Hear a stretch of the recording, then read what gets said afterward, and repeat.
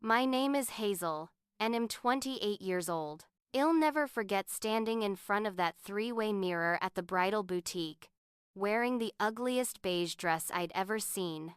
When my mother looked at me with ice in her eyes and said, "You'll ruin Mallory's wedding photos looking like that." The words hit me like a slap across the face. This wasn't the first cruel comment she'd made, not even close. But something inside me knew it would be the last. So I made a decision that would split my family apart forever. Before we dive into what happened next, let me know where you're watching from in the comments below.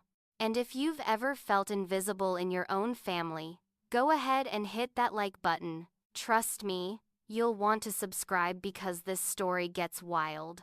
Now, let me take you back to where it all began. Growing up in the Sterling household meant understanding your place from day one, and my place was always second. My sister Mallory, 3 years younger than me, was the golden child from the moment she took her first breath. She had delicate features, blonde hair that caught the light just right, and a petite frame that never seemed to change no matter what she ate.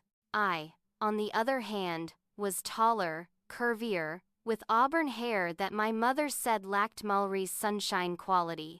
By the time I was 10 years old, I understood that in my mother, Constance's eyes, I would never measure up. The pattern started early and never wavered. I remember winning the regional spelling bee in 5th grade after months of studying every night. I was so proud, clutching that trophy, scanning the audience for my parents' faces.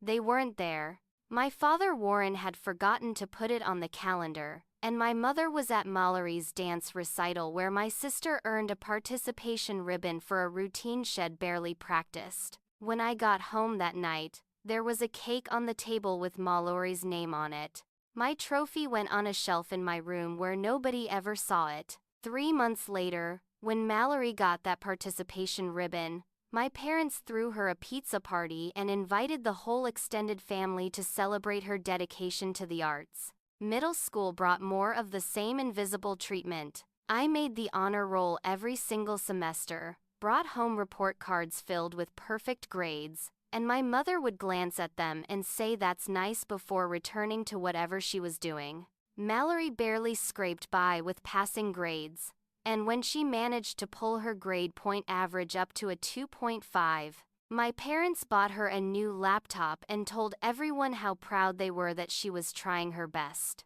I learned not to expect praise, not to hope for recognition, not to believe that my accomplishments mattered to the people who were supposed to love me most. High school was when I really started to notice the physical comparisons. Mallory stayed a perfect size 2. The kind of thin that made older women sigh with envy and say she should be a model. I grew into a size 12, with curves that my mother called unfortunate, and a height that made me stand out in family photos. Constance started making comments about my portions at dinner, suggesting new diets she'd read about in magazines, buying Mallory cute clothes while telling me we should shop in the women's section where things might be more flattering. My father never said a word, just hid behind his newspaper and pretended not to hear the constant criticism that wore me down bit by bit. When college acceptance letters came, I earned a full academic scholarship to the state university, a massive achievement that should have made my parents burst with pride. My mother said that's nice and went back to planning Mallory's sweet 16 party. 2 years later, when Mallory barely got into a mediocre private college with tuition that would cost my parents $40,000 a year, they threw her a huge celebration dinner at the fanciest restaurant in town and invited everyone we knew. They gave speeches about how special she was, how bright her future looked, how lucky the world was to have someone like Mallory in it. I sat at the end of the table, smiled when I was supposed to, and felt absolutely nothing. I thought maybe adulthood would change things. I worked hard, graduated with honors, and landed a great job as a marketing director at a tech company in the city. I bought my own condo, decorated it exactly how I wanted, and built a life I was genuinely proud of. Meanwhile, Mallory worked part-time at a boutique, never managed to keep a job for more than 8 months, and lived in an apartment our parents paid for. But somehow, in my mother's eyes, Mallory was still the success story and I was just getting by. Everything shifted into overdrive 6 months ago when Mallory got engaged to Preston, a finance guy from a wealthy family who wore expensive suits and talked about his investment portfolio at dinner parties. My parents were ecstatic, already planning the wedding of the century, talking about how this would elevate our family's social standing. I was happy for Mallory, truly, and I thought maybe being part of her wedding would finally give me a chance to feel included in my own family. I was so incredibly wrong. The first blow came when Mallory announced her bridesmaids, 5 of her friends, all blonde, all thin, all matching her aesthetic perfectly. When I asked if I'd be standing up with her, Mallory looked uncomfortable and said she'd already chosen her bridal party. My mother jumped in quickly, saying I could be a special family guest instead, that not everyone needed a role in the ceremony. I tried to hide how much it hurt, told myself it was Mallory's choice and I should respect that. But then, Mallory added, almost as an afterthought, that I wouldn't really fit the aesthetic she was going for anyway. The aesthetic, like I was a piece of furniture that clashed with her color scheme. I tried to help in other ways, desperate to be included somehow. I offered to pay for the flowers, a gift that would have cost me nearly $2,000. My mother said they already had a florist, and my taste probably wouldn't match what Mallory wanted anyway. I suggested throwing Mallory a bridal shower, spent hours planning themes and looking at venues. Constance took over within days, said she had better connections and knew what kind of party would really impress people. Every attempt I made to be part of my sister's wedding was blocked, redirected, or dismissed. My therapist, during one of our weekly sessions, asked me why I kept trying to earn love from people who seemed determined not to give it. I didn't have a good answer. Maybe it was hope. Maybe it was stubbornness. Maybe it was just the little girl inside me who still believed that if I tried hard enough, I could make my mother see me. Whatever it was, it kept me showing up, kept me hoping, kept me setting myself up for disappointment after disappointment. 2 weeks before the wedding, my mother called and said the family was having a fitting day at the bridal boutique. For just a moment, my heart lifted. Maybe this was it. Maybe I was finally going to be included in something special. I went out and bought a new outfit, spent an hour on my hair and makeup, and drove to the boutique with actual hope blooming in my chest. The salon was everything you'd expect from a place that charged $15,000 for a photographer. Crystal chandeliers hung from the ceiling. Champagne flowed freely, and fresh flowers decorated every surface. Mallory stood on a pedestal in her wedding gown, a stunning creation of silk and lace that probably cost more than my car. Constance stood beside her with tears streaming down her face, talking about how perfect everything was, how beautiful her baby looked. The 5 bridesmaids, dressed in matching dusty rose gowns, sipped champagne and fawned over every detail. I stood in the doorway feeling like an intruder at someone else's party. Mallory caught my eye in the mirror and gave me a tight smile that didn't reach her eyes. My mother turned and seemed almost surprised to see me, like she'd forgotten I was coming, even though she'd been the one to invite me.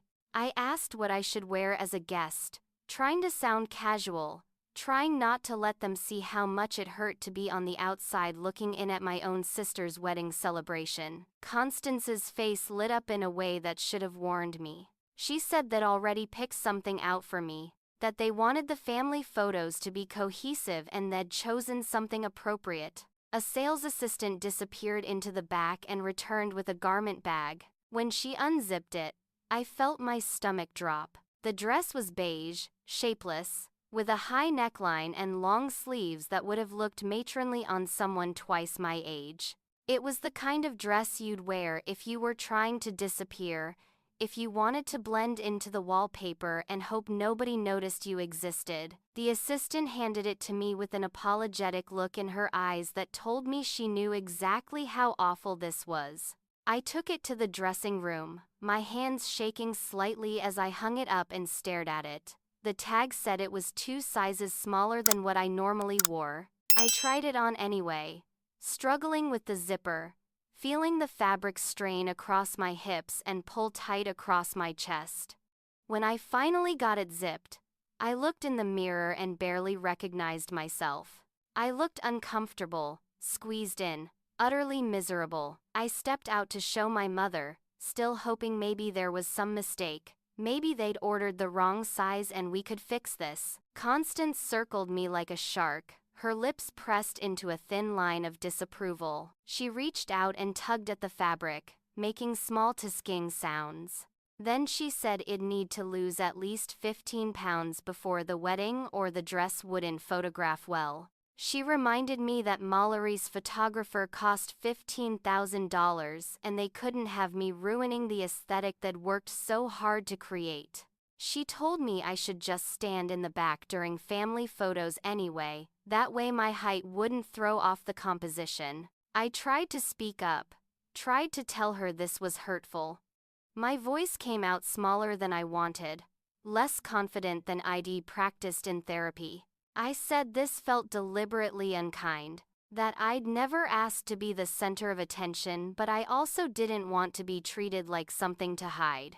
Constance's face transformed into an expression of wounded innocence that I'd seen 1,000 times before. She said I was being sensitive, that I always made everything about myself, that this was Mallory's special day and couldn't I think about someone else for once in my life. I looked to Mallory, hoping my sister might say something, might acknowledge that this was wrong.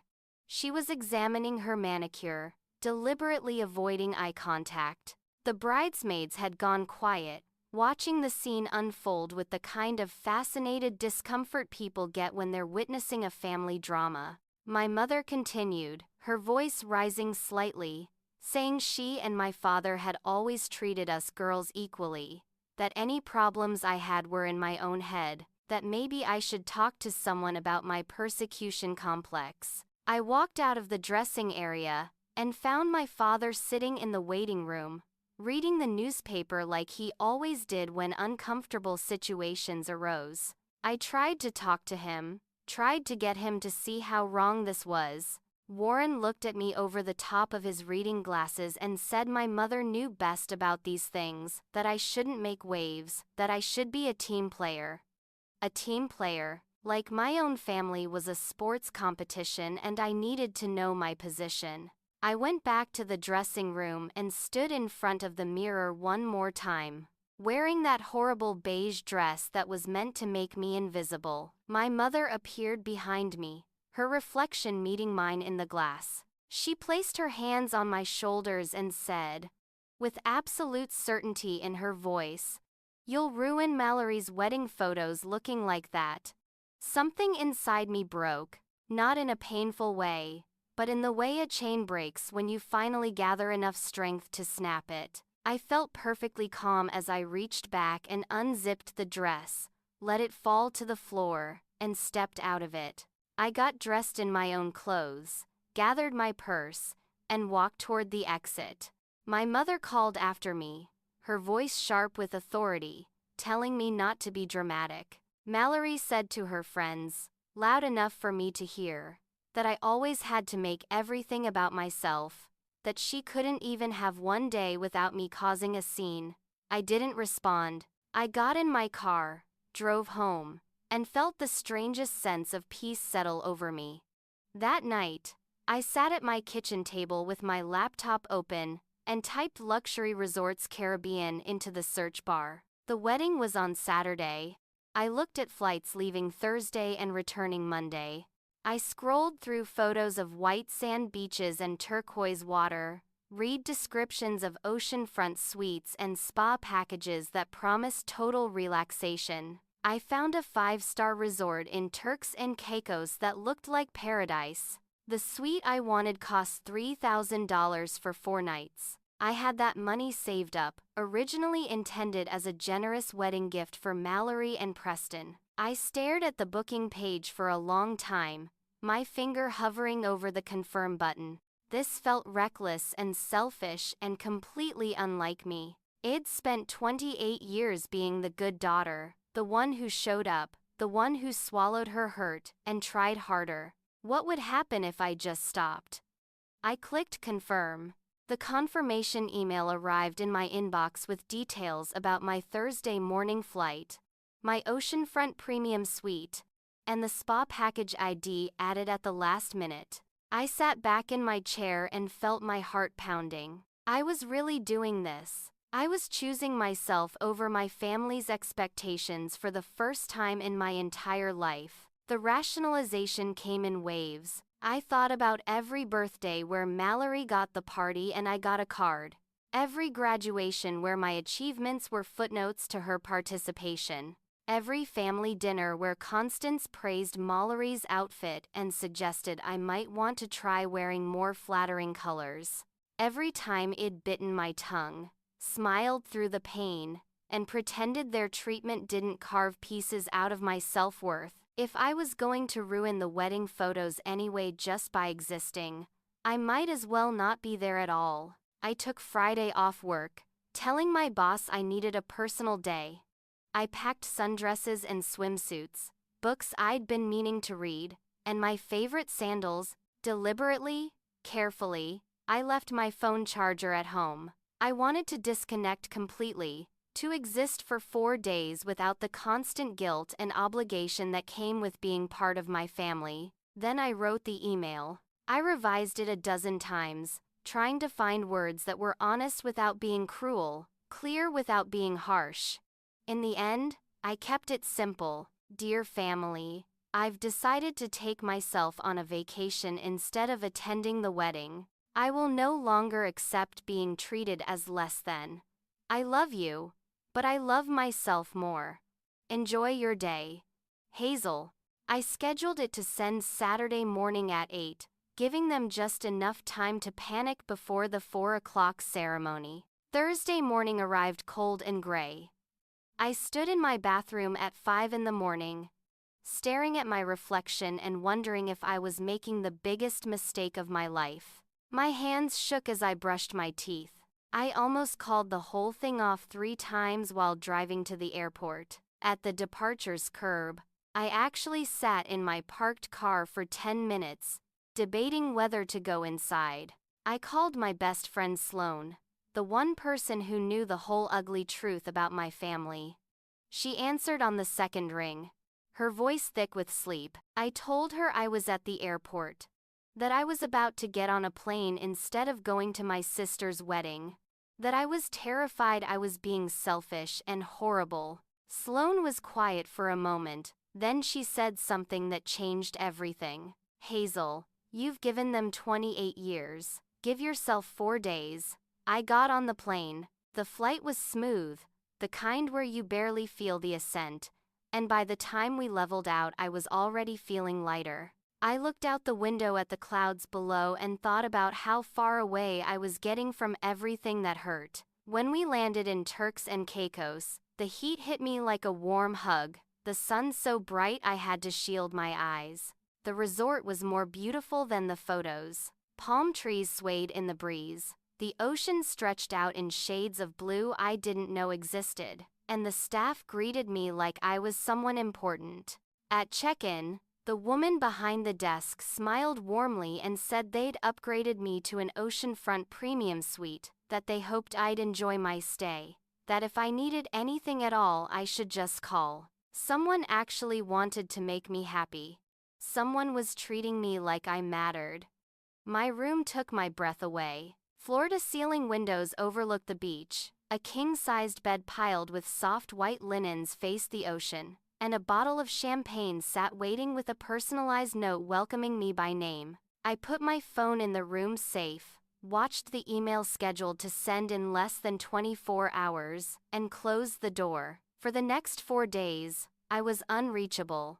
That first night, I dressed in a pretty floral dress I'd bought for myself, put on lipstick that made me feel confident, and went down to dinner alone. The restaurant was elegant without being stuffy, and the waiter seated me at a table by the window where I could watch the sunset. He was kind and funny, made recommendations without being pushy, and when he flirted politely, it felt nice instead of uncomfortable. I ordered what I wanted without calculating calories or worrying about my mother's comments. I ate slowly, savored every bite, and felt something I hadn't felt in years. I felt free. Saturday morning, I woke up to sunlight streaming through my windows and the sound of waves rolling onto shore. Somewhere back home, my email had sent at 8 o'clock sharp. The wedding was scheduled for 4 in the afternoon. I had no idea what chaos it'd cause because my phone was locked away and I was determined to stay present in paradise. I went to a yoga class on the beach, let a massage therapist work knots out of my shoulders I didn't know I had, and ordered a smoothie so delicious I almost cried. What I didn't know, what I wouldn't find out until later, was that my email had detonated like a bomb in the middle of my family's careful plans. My friend Sloane told me everything afterward, since my mother had called her repeatedly looking for me. At 8:15 that morning, Constance checked her email and saw my message. Sloane said she could hear the screaming through the phone when my mother called her, demanding to know where I was, insisting Sloane must know something. My mother immediately tried calling me. The calls went straight to voicemail since my phone was powered off in the safe. She called again and again, sent text after text. Call Emmy now. This is unacceptable. You are ruining your sister's wedding. She tried my work, tried my condo, tried every possible way to reach me and found nothing but silence. By 9 in the morning, there was an emergency family meeting. Constance showed Warren and Mallory the email, her hands shaking with rage. Mallory had a complete meltdown. According to what she later told our cousin Lydia, she wasn't concerned about whether I was okay or what had driven me to this decision. She was furious about the optics, about what people would think, about the empty seat that would now exist in her perfect wedding. How could I do this to her? How could I be so selfish on her special day? My mother went into crisis management mode. They decided to tell everyone I had a terrible flu, that I was devastated to miss the wedding but didn't want to risk getting anyone sick. Throughout the morning, extended family members called asking about me, and Constance repeated the lie with practiced ease. But some people weren't buying it. My Aunt Geneva, my mother's own sister, apparently asked pointed questions about why I hadn't mentioned being sick when she'd talked to me earlier that week. The wedding happened. Sloane told me later that she heard from a mutual friend who was there that it was beautiful. Mallory looked stunning, Preston seemed happy, and the ceremony went off without a hitch.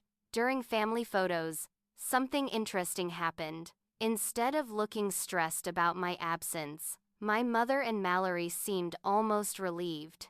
They posed with just the immediate family, and when it was time for extended family shots, Constance said loudly enough for several people to hear, "Well, at least we don't have to worry about awkward spacing now." The reception was lavish. The food was apparently amazing, the band was excellent, and people danced late into the night. During the toasts, neither my father nor my mother nor Mallory mentioned me even once. It was like it never existed. My cousin Lydia noticed and felt sick about it. Texted Sloane to say she couldn't believe how completely they'd erased me from the narrative of their family. After the reception, after most guests had gone home, my mother got drunk on expensive champagne and started ranting to my father about ungrateful daughters who didn't appreciate everything their parents did for them. She was loud enough that the catering staff heard her, loud enough that Mallory had to pull her aside and ask her to lower her voice. Mallory was furious too, telling anyone who would listen that I'd tried to sabotage her perfect day, that I'd always been jealous of her, that this was typical Hazel behavior. They made a pact that night. All three of them agreed I would be punished with complete silent treatment until I came crawling back with an apology. They would teach me a lesson about what happens when you disrespect your family. They would make me understand that actions have consequences. Meanwhile, I was thousands of miles away, completely oblivious, watching the sunset from my balcony and feeling more at peace than I had in years. Sunday morning arrived with a gentle breeze, and the kind of perfect weather that makes you believe in fresh starts. I had breakfast on my balcony, fresh fruit and coffee and pastries that melted in my mouth. Watching the ocean turn from pale pink to brilliant blue as the sun rose higher. I still had no idea what was happening back home, and I was grateful for that ignorance. At the pool that afternoon, I met a woman named Iris. She was probably 50, with sun-weathered skin and kind eyes, sitting alone with a book and a glass of wine. We ended up chatting when we both reached for the same magazine from the rack between our chairs. She laughed and said I should take it. She'd read that one already anyway. Something about her openness made me want to talk. We moved to a quiet corner of the pool deck, ordered drinks, and started sharing our stories. Iris told me she'd just finalized a divorce from a 25-year marriage. Her ex-husband had spent 2 decades making her feel small, criticizing everything from her cooking to her career to the way she laughed. She'd finally left 6 months ago, and this trip was her gift to herself, a celebration of choosing her own happiness over someone else's comfort. I found myself telling her everything. The years of being invisible, the wedding dress incident, the email ID sent, the family ID left behind to come here. I expected judgment. Expected her to tell me I should have handled it differently, that family is family and you don't just walk away. Instead, Iris reached across the table and squeezed my hand. "So you finally chose yourself," she said. "Good." That simple validation meant more than I could express. We spent the rest of the afternoon talking about boundaries, about the difference between selfish and self-preserving, about how loving yourself doesn't make you a bad person. Iris shared resources that had helped her, books about toxic family systems, podcasts about healing from emotional abuse. She told me the first year would be hard, that I'd doubt myself 1,000 times, but that choosing myself was the bravest thing I could do. The next day, I went on a snorkeling excursion. The water was so clear I could see 30 feet down, and when we found a sea turtle swimming lazily through a coral reef, I felt something shift inside me. I watched that turtle gliding through the water, completely unburdened, just existing in its natural state, and I thought about how heavy I'd been carrying my family's expectations, how much energy I'd spent trying to be smaller, quieter, more acceptable. Out here in the ocean, none of that mattered. I was just a person swimming in beautiful water, and that was enough. That evening, I went on a sunset catamaran cruise with a group of other solo travelers. We sailed along the coast, watched the sky turn orange and pink and purple, and I felt connected to these strangers in a way I'd never felt connected to my own family. We were all here for different reasons, all carrying our own stories, all choosing something different for ourselves. When we toasted to new beginnings, I meant it with every fiber of my being. I spent hours journaling that night, writing down everything I'd learned, everything I was feeling. I wrote about realizing that my worth wasn't determined by whether my mother could see it. I wrote about understanding that some people will never give you what you need, and that doesn't mean you're not worthy of having it. I wrote about the relief of stepping out of a role I'd never auditioned for, the role of the disappointing daughter who was always trying and always failing to measure up. Monday arrived too quickly. I packed slowly, savoring my last hours in this place that had given me so much clarity. At checkout, the staff asked if I'd enjoyed my stay, and I told them truthfully that it had changed my life. They smiled like they'd heard that before, but I meant it differently than they probably thought. At the airport during my layover, I finally turned my phone back on. It took a few minutes to connect to the network, and then the notifications started rolling in. 87 missed calls, 63 text messages, 21 voicemails. My stomach clenched as I watched the numbers climb, but I didn't feel the guilt I expected.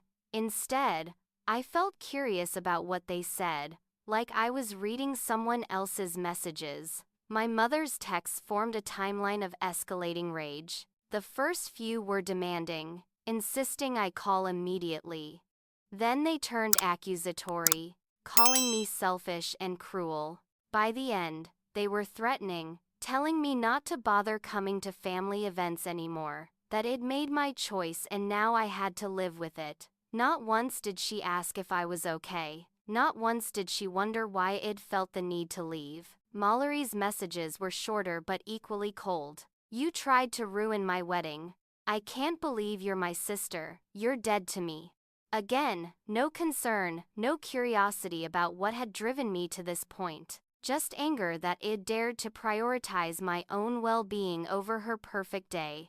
My father sent only 2 messages. Very disappointed in you. Call your mother. That was it. No attempt to understand. No acknowledgement that maybe something was wrong in how they'd been treating me. But there were other messages too. Sloane sent several supportive texts, telling me she was proud of me, that she'd fielded calls from my family and hadn't told them anything. My Aunt Geneva had texted asking if I was all right, though her tone seemed more concerned with family reputation than my actual well-being.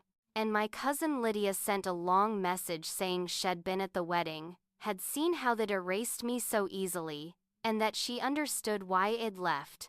I sat in the airport and read through everything. And the most surprising part was how little I felt. No crushing guilt, no desperate need to apologize and make things right. I felt calm, clear, like I'd finally stepped off a treadmill I'd been running on my entire life. I texted only Sloane back. I'm good. Really good, actually. Then I deleted most of the messages from my family without responding. I didn't owe them an explanation. I didn't owe them anything except the truth I'd already given them in that email. The plane home felt different than the plane there. I wasn't running away anymore. I was returning to my life, but as a different version of myself, one who knew her worth wasn't up for debate. The first week back was when reality truly hit. I returned to work, fell back into my routine, and tried to process everything that had happened. But my family wasn't done with me yet. They'd decided that silence and shunning would teach me a lesson, and they executed their plan with precision. I was still in the family group chat. A decision I'm sure my mother regretted but was too proud to rectify by removing me. They started talking around me, about me, making sure I saw every passive-aggressive message. Some people just don't understand family loyalty. Real sisters show up for each other. I'm so grateful for the people who were actually there for Mallory's special day. Every message was a carefully aimed dart, designed to make me feel guilty, to make me crack and apologize. The social media campaign was even worse. My mother posted photos from the wedding with long captions about how perfect everything was, how blessed she felt to have such a loving family, how grateful she was for the people who really mattered. Mallory shared photo after photo, each one captioned with something about real family, true love, and the people who show up when it counts. Neither of them mentioned me by name, but everyone who knew our family understood exactly who they were talking about. Then the flying monkeys arrived. My mother's friends started calling me, women I barely knew, telling me how hurt Constance was, how disappointed they were in me, asking how I could do this to my own mother. Distant relatives I hadn't spoken to in years suddenly felt entitled to text me their opinions about family obligation and forgiveness. People who knew nothing about the situation, who'd only heard my mother's version of events, felt completely comfortable judging me. I started blocking numbers. I limited who could see my social media. I built walls around myself that I'd never needed before because I'd always been the one trying to bridge gaps, trying to make peace, trying to earn love that was never freely given. The situation even spilled into my work life. Somehow, my mother got the number for my boss, Clifford. She called him and suggested, in her sweetest, most concerned voice, that I might be going through some kind of mental health crisis, that I'd abandoned my family and she was worried about my stability. Clifford called me into his office looking deeply uncomfortable, said he'd received a strange call, asked if everything was all right. I kept it professional, told him there was a family situation but it wouldn't affect my work, and thanked him for his concern. He seemed relieved to drop it, and to his credit, he never brought it up again. But I was furious that my mother had tried to sabotage my career, had reached into the one part of my life where I was successful and tried to poison it. Mallory's campaign was more public. She posted her wedding photos with captions that made pointed references to the people who'd supported her and the people who'd let her down. Her friends commented with messages of support, some of them explicitly saying they were sorry her sister had missed such an important day. Mallory responded to each comment with gracious sadness, playing the victim beautifully, never once mentioning why I hadn't been there. 2 weeks after the wedding, my father finally called.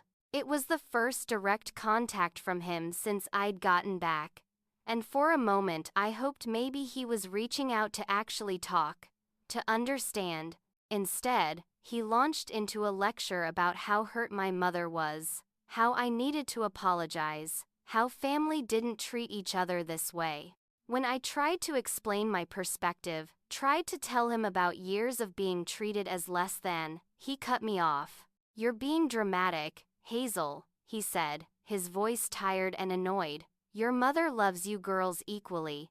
If you have problems, they're in your own head." I asked him if he remembered the dress fitting, if he remembered sitting in that waiting room while my mother told me it'd ruin the wedding photos. He was quiet for a moment, then said I was twisting things, making them sound worse than they were, that I needed to let things go and move on.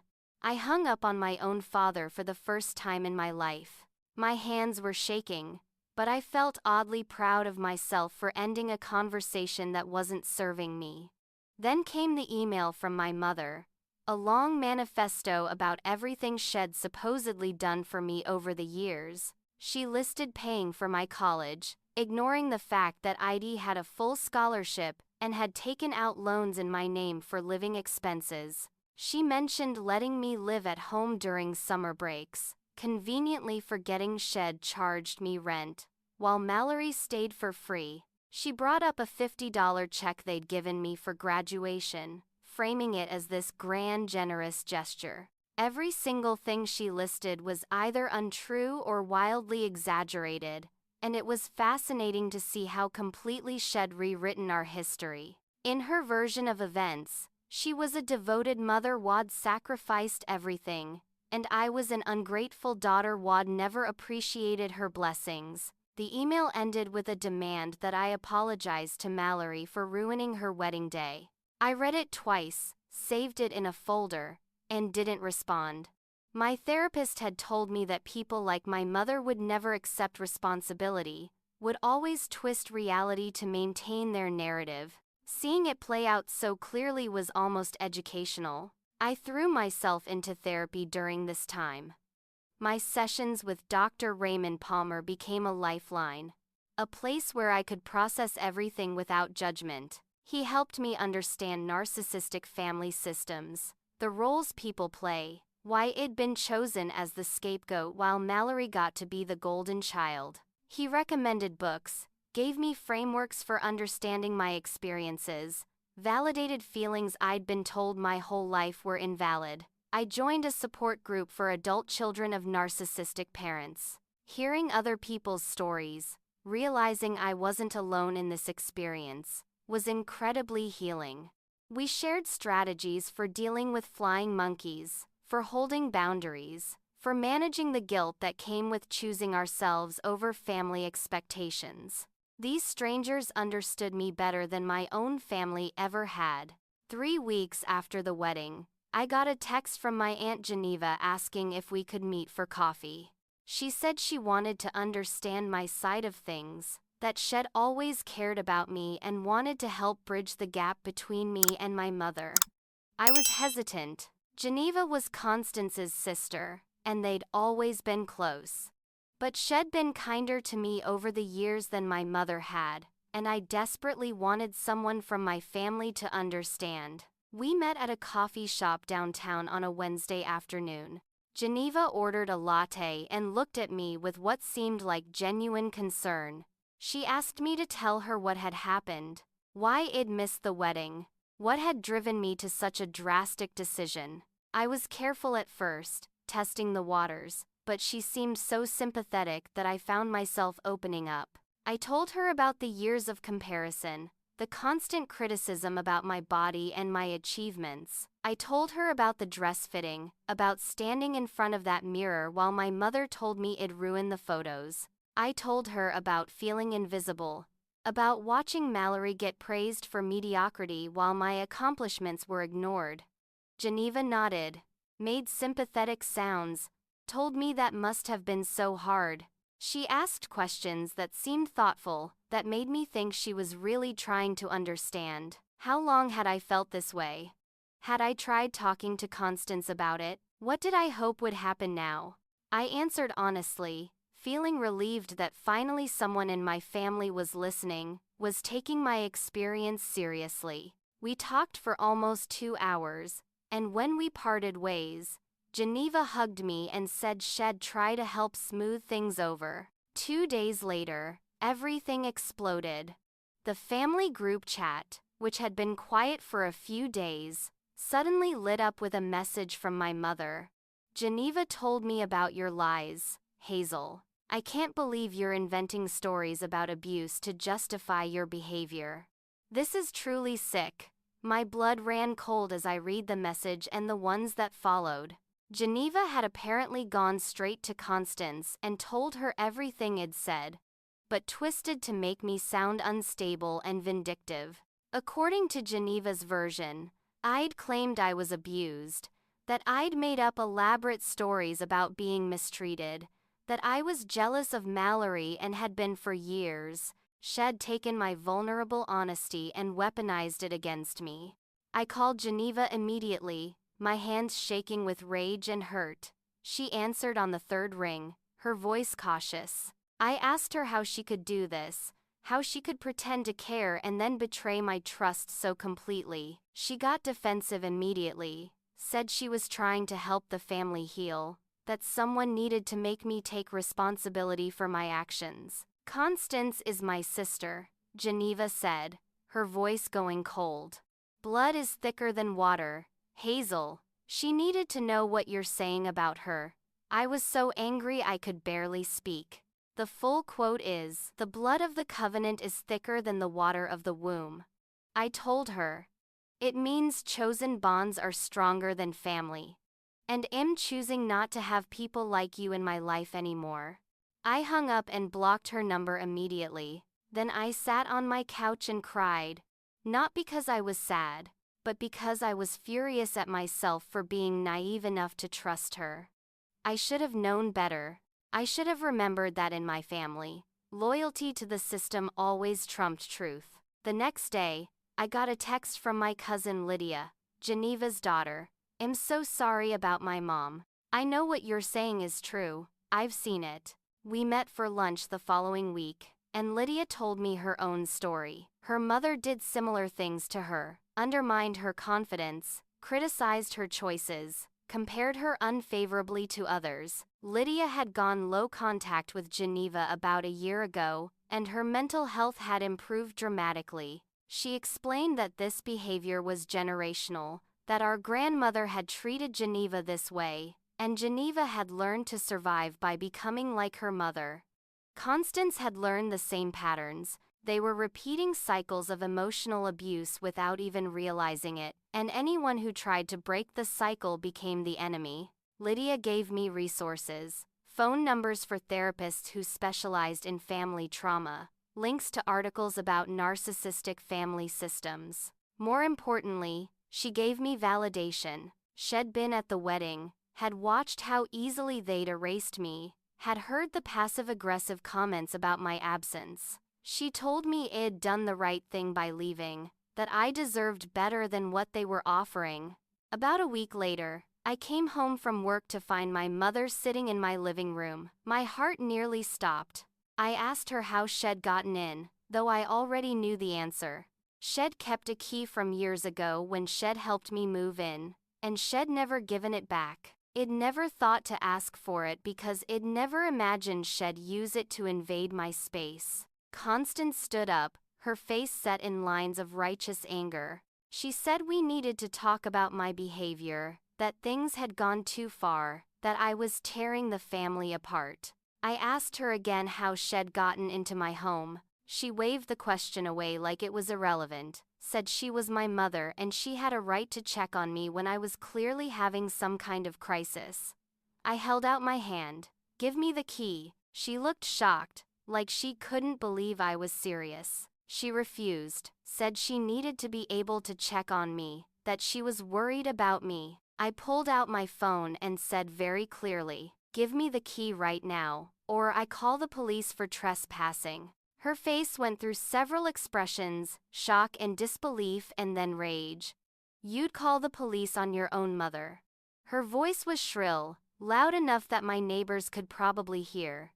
"Yes," I said, and I meant it. She stared at me for a long moment, then threw the key at my feet and stormed toward the door. In the hallway, loud enough for the entire floor to hear, she screamed that I was an ungrateful brat, that she'd given me everything, and this was how I repaid her. I picked up the key, locked the door behind her, and immediately called the building manager.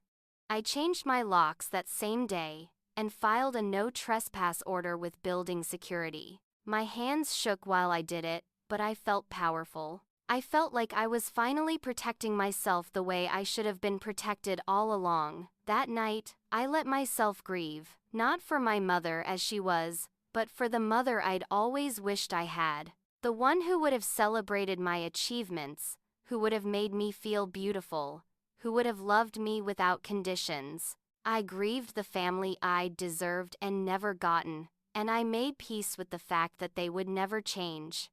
1 month after the wedding, my life had settled into a new normal. I was thriving at work, had just gotten a promotion to senior director, and was even casually dating someone I'd met through friends. Fletcher was kind and stable, came from a family that actually seemed to like each other, and he treated me with a respect I was still getting used to. My family, meanwhile, continued their freeze-out, and I was surprised to find I didn't miss them at all. Then came the letter. Not an email this time, but an actual formal letter on expensive stationery, mailed to my home. It was from my mother, and it was an invitation to Thanksgiving dinner, family Thanksgiving at our home. "Your presence is expected, not requested, not hoped for, but expected." There was no apology, no acknowledgement of anything that had happened, just the assumption that I would show up because that's what dutiful daughters did. I looked at that letter for a long time, and then I made a decision. I booked another trip, this time to a resort in Cabo San Lucas, and invited Sloan to come with me. I sent my mother a simple response: "I have other plans. Enjoy your holiday." The response was immediate and explosive. My mother called, left a voicemail that was equal parts rage and manipulation. How dare I refuse to come to Thanksgiving? What was wrong with me? Didn't I care about family at all? She moved from angry to pleading to threatening, all within the span of 3 minutes. I deleted the voicemail without listening to it all the way through. 2 days before Thanksgiving, my mother showed up at my workplace. I was in a meeting when my assistant knocked and said there was a situation in the lobby. I went down to find Constance making a scene, her voice echoing off the marble floors as she demanded to see me, told the security guard that I was her daughter and she had every right to speak to me. I walked into that lobby and saw every eye on us. My coworkers watching, the receptionist looking uncomfortable, security standing by ready to intervene. My mother saw me and her face lit up with triumph, like she'd won something. "Finally," she said. "We need to talk about your behavior. I raised you better than this." I kept my voice calm and professional. "You need to leave." This is my workplace. She started to argue, started to launch into one of her speeches about ungrateful daughters and family obligation. I turned to security and said, "Please escort her out. She's not welcome here." The look on her face was almost worth the embarrassment of the whole scene. Security gently but firmly guided her toward the door while she protested loudly that I was her daughter, that Shed raised me, that I couldn't treat her this way. My boss Clifford appeared beside me, watched the scene, and asked if I was okay. I told him I was fine, that it was a family matter and wouldn't happen again. He nodded and suggested I take the rest of the day if I needed to. I stayed and finished my work because I refused to let her disrupt my life any more than she already had. That night, I sat down and wrote a final letter to my family. Not an angry letter, not an emotional outpouring, but a clear and factual account of what I'd experienced and what I needed going forward. I listed specific incidents, dates, direct quotes I could remember. I explained the impact their treatment had on my mental health, my self-esteem, my ability to trust. I stated my boundaries clearly. I would not have contact with them unless they were willing to acknowledge the harm they'd caused and commit to changing their behavior. I made it clear I wasn't asking for their permission or their understanding. I was informing them of my decision. I sent copies to my parents and Mallory via certified mail. The responses came quickly and predictably. Mallory texted that the letter was fake, that none of those things had happened, that I was inventing abuse to justify being a bad sister. My father called and immediately hung up when I answered, and my mother sent a vicious email calling me mentally ill, saying she was officially disowning me, that I was no longer her daughter. I read that email and felt nothing but relief. She'd given me exactly what I needed, permission to walk away without guilt. Then came a call I didn't expect.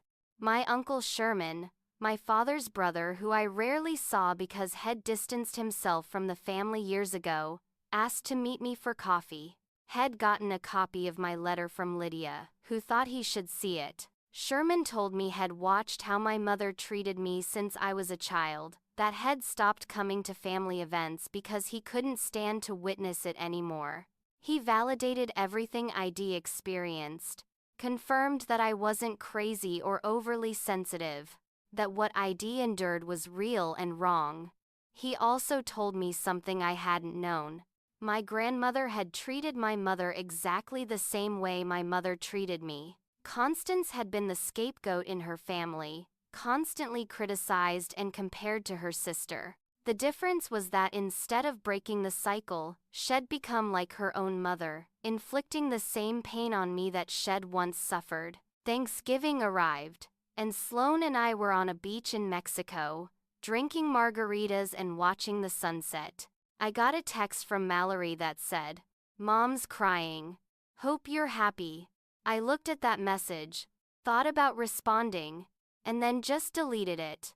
Their emotions were not my responsibility. Their happiness was not my job. I was learning to let go of the weight it carried my entire life. The next few months brought a smear campaign that would have been impressive if it wasn't so predictable. My mother told everyone who would listen that I was having a breakdown, that I needed help, that she was so worried about me. Some relatives believed her. Others were skeptical. I lost some connections with extended family. But I gained clarity about who actually cared about me versus who just wanted to maintain the status quo. Then, about 6 months after the wedding, something unexpected happened. Mallory called me, crying. She'd found out Preston was texting other women, that her perfect marriage was falling apart, and she needed her sister. For a moment, old habits kicked in, and I wanted to rush to comfort her. But I held firm. "I'm here if you want a real relationship," I told her, "one where we're honest with each other, where you acknowledge what happened." She got angry immediately, asked why I was making everything so hard, why I couldn't just be there for her. I told her to call me when she was ready to be honest, and I ended the call. 6 months became a year. I was fully no contact with my parents, had limited and boundaried contact with Mallory, and I was thriving in ways I'd never imagined. My career was booming. I was in a healthy relationship with Fletcher. I had hobbies and friends and a life that felt authentically mine. On my 29th birthday, my mother sent a card that said, "Maybe you'll grow up this year." I threw it in the trash and didn't let it ruin my day. 1 year after the wedding, I sat on my balcony with my morning coffee and reflected on how much had changed. I looked at photos from that first trip to Turks and Caicos, remembered how scared and uncertain it felt, how revolutionary it had seemed to simply choose myself. Now, choosing myself felt natural, obvious, like the only sensible option. I'd booked a solo trip to Bali to celebrate the anniversary of my liberation. That's how I thought of it now.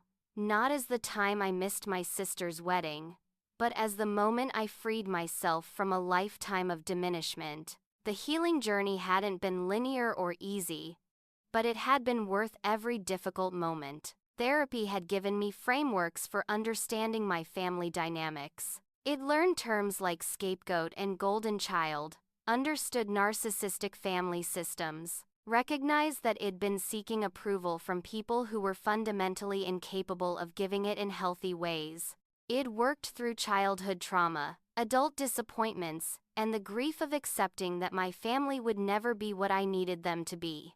The support group had been transformative, meeting other people who'd experienced similar dynamics, who understood without explanation, who validated my reality when my family tried to deny it. This community had shown me I wasn't crazy or too sensitive or making things up. My experiences were real, my feelings were valid, and I deserved better than what I'd been given.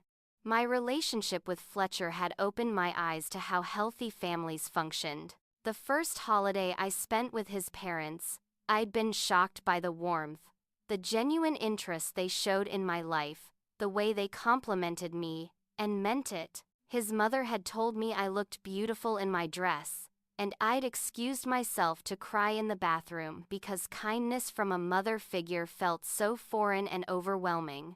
At work, my confidence had soared once I'd removed the constant negative voice of my family from my head. I'd been promoted to senior director, was leading a major campaign, and was being considered for a vice president position. Without my family's undermining, I'd discovered I was actually really good at what I did. The doubt and insecurity I'd carried for years had been theirs, not mine. Then came the message I'd been half expecting. About 14 months after the wedding, Mallory reached out saying her marriage to Preston was ending, that she'd caught him cheating, that everything was falling apart. She said she needed me. We met for coffee at a neutral location, and I saw immediately that she was different. The arrogance was gone, replaced by a humility I'd never seen in her before. "You were right about a lot of things," she said quietly, staring into her latte. "Mom did treat you terribly. I see it now." She admitted that being the favorite had blinded her, that she hadn't wanted to see the truth because it would have disrupted her comfortable position. She apologized for the wedding, for years of dismissing my feelings, for participating in my erasure. I listened carefully, watching for signs that this was manipulation or another attempt to pull me back into dysfunction. But Mallory seemed genuine in her remorse. I told her I was willing to rebuild our relationship, but only if she maintained boundaries with our mother. Only if she was committed to being honest and working on our dynamic. She admitted that now that her marriage was failing, our mother had turned on her too, calling her a failure, comparing her to friends' daughters who had perfect marriages. "Now I'm the disappointment," Mallory said. I explained gently that it wasn't a competition, that it was a system designed to pit us against each other. I offered her my therapist's number, recommended books that had helped me, and suggested she might benefit from her own healing journey. Our parents, meanwhile, continued their campaign of denial. Flying monkeys still occasionally reached out telling me I should be the bigger person, that family forgives, that my mother was getting older, and I'd regret not reconciling. My father called once to ask if I couldn't just let bygones be bygones. Neither of them showed any willingness to acknowledge wrongdoing or commit to change. About 18 months after the wedding, my mother sent one final letter. It wasn't an apology but an accusation. She blamed me for turning Mallory against them, said that families are supposed to forgive, that my pride was destroying what was left of our family. I read it once, felt absolutely nothing, and realized that was progress. Her words no longer had the power to hurt me. I wrote a response that I never sent, an exercise my therapist had suggested. I forgive you for my own peace, but I don't trust you. And that's okay. I can forgive the scorpion for being a scorpion while also choosing not to carry it across the river. The act of writing it released something I'd been holding on to, and I burned the letter in my fireplace. My chosen family had become my real family. Sloan, Lydia, Fletcher, my support group friends. These were the people who showed up for me, who celebrated my successes, who held space for my struggles. Thanksgiving that second year, I spent it at Sloane's family home, surrounded by people who chose to love me. Her mother asked about my work and listened to my answer. Her father told embarrassing stories about Sloane that made everyone laugh. I sat at that table and thought, this is what family should feel like. I'd learned so many lessons on this journey. I used to think family meant obligation, that love required sacrificing yourself, that wanting respect and kindness made you selfish. I'd believed that if I just tried harder, was better, accomplished more, my family would finally see my worth. I'd been wrong about all of it. The truth I'd discovered was simple but profound. Some people will never see your worth, and that doesn't diminish your value. You don't need permission from anyone to protect your peace. Walking away from toxicity isn't giving up. It's growing up, and sometimes, the best revenge isn't revenge at all. It's simply living well. I also learned to grieve. I grieved the mother I deserved but never had, the father who could have protected me but chose not to, the sister who could have been my ally but chose the easier path. I grieved the childhood I should have had, the unconditional love I never received, the family that existed only in my imagination. And in grieving, I found acceptance. They were who they were, and no amount of wishing would change that. Now, sitting on a beach in Bali watching another perfect sunset, I pulled out my journal and wrote, 1 year ago, I chose myself. It was the hardest and best decision of my life. I thought about that moment in the bridal boutique, standing in that ugly beige dress while my mother told me it'd ruin the wedding photos. I remembered the shame and hurt, but also the clarity that had followed. I smiled at the memory because I could see now what I couldn't see then. She'd been wrong. I hadn't ruined anything. I'd saved myself. I'd refused to shrink, to apologize for existing, to make myself smaller so others could feel bigger. I'd walked away from people who wanted me to be less so they could be more, and in doing so, I'd discovered who I actually was beneath all their expectations and criticisms. The ocean stretched out before me, endless and beautiful. I thought about that sea turtle I'd seen on my first trip, gliding effortlessly through the water, unburdened and free. I understood that feeling now. I'd shed the weight of trying to earn love from people who were never going to give it freely. I'd stopped contorting myself to fit into spaces that were never designed for me. I'd learned that sometimes the most loving thing you can do is walk away. As the sun dipped below the horizon, turning the sky shades of orange and pink and gold, I raised my glass to myself, to choosing peace over performance, to understanding that no contact was sometimes the healthiest contact, to learning that you can love people from a distance while refusing to let them hurt you up close, to discovering that the family you choose can be more authentic than the family you're born into. I didn't ruin the wedding photos by leaving. I just refused to shrink myself to fit in their frame anymore. And that decision, that single act of choosing myself over their comfort, had changed everything. It had given me back my life, my confidence, my joy. It had shown me that I was worthy of love and respect, even if my family couldn't provide it.